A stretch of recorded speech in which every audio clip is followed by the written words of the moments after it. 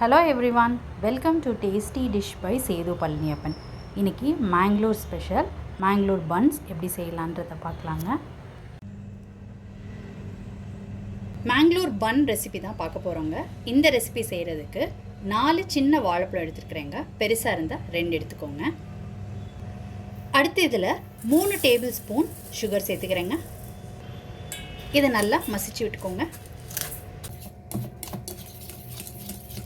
இந்த மாதிரி நல்லா கரைச்சி விட்டுக்கோங்க. அடுத்து இதில் 1/4 கப் தயிர் சேர்த்துக்கிறேன். அடுத்து இதில் 1 டேபிள் ஸ்பூன் ஜீரகம் சேர்த்துக்கிறேன். இதை ஒரு தடவை கலந்து விட்டுக்கலாம். அடுத்து 1/2 டீஸ்பூன் உப்பு. அடுத்து 1/2 டீஸ்பூன் பேக்கிங் சோடா. இதை ஒரு தடவை கலந்து விட்டுக்கலாம். அடுத்து இதில் மைதா மாவு சேர்த்துக்கிறேன். இன்னும் 1/2 கப் சேர்த்துக்கிறேங்க. தேவைப்பட்டால் திரும்ப சேர்த்துக்கலாம் மாவு. இப்போ 1/2 கப் மாவு சேர்த்துருக்குறேங்க. மிக்ஸ் பண்ணதுக்கப்புறம் தேவைப்பட்டால் திரும்பவும் சேர்த்துக்கலாம்.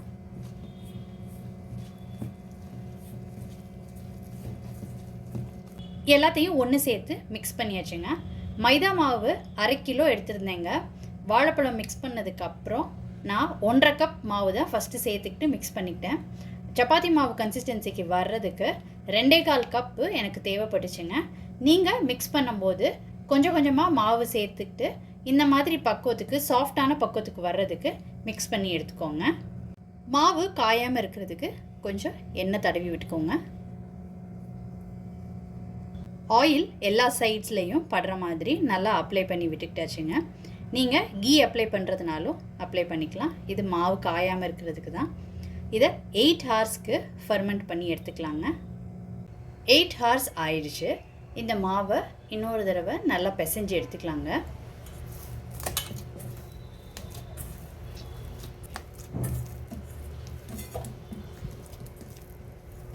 ரெண்டு நிமிஷத்துக்கு மாவை நல்லா பிணைஞ்சு எடுத்துக்கிட்டாச்சு. இப்போ உருண்டைகளாக பிரிச்சுக்கலாங்க. சப்பாத்தி உருண்டையை விட கொஞ்சம் பெருசான உருண்டைகளாக பிரித்து எடுத்துக்கோங்க.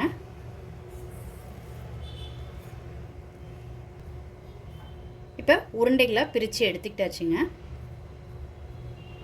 இப்போ மாவில் நல்லா பிரட்டி எடுத்துக்கலாம்.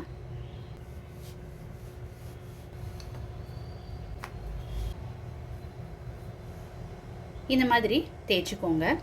1 சென்டிமீட்டர் திக்னஸ்க்கு தேய்ச்சிக்கோங்க. ரவுண்டாக தேய்க்கணுன்னு ஒன்றும் கிடையாதுங்க. இப்போ இந்த மாதிரி மற்றதெல்லாம் தேய்ச்சி எடுத்துக்கலாம்.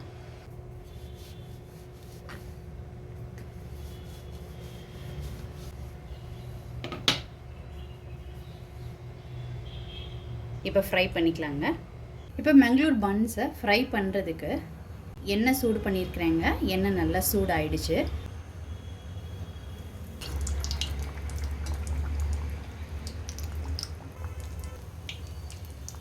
ஃப்ளேம் வந்து மீடியம் டு லோ மாற்றி மாற்றி வச்சுக்கோங்க.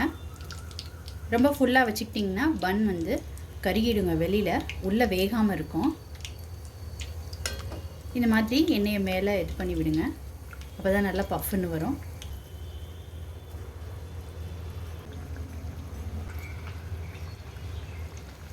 இப்போ எடுத்துடலாங்க.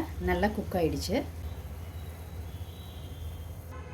இப்போ அடுத்தது போடுறேங்க.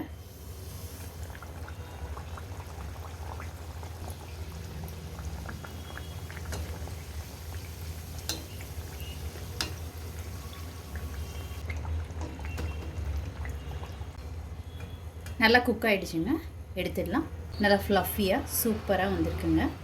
மார்னிங் பிரேக்ஃபாஸ்ட் அண்ட் ஈவினிங் ஸ்நாக்காக செய்யக்கூடிய மேங்களூர் பன்ஸ் ரொம்ப சூப்பராக ready ஆகிடுச்சுங்க.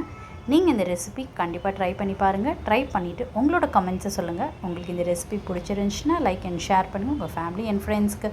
Tasty dish by Sethu Palaniappan சேனலை சப்ஸ்கிரைப் பண்ணுங்கள். நோட்டிஃபிகேஷன் பெல்லை கிளிக் பண்ணுங்கள் for more videos. Thanks for வாட்சிங்.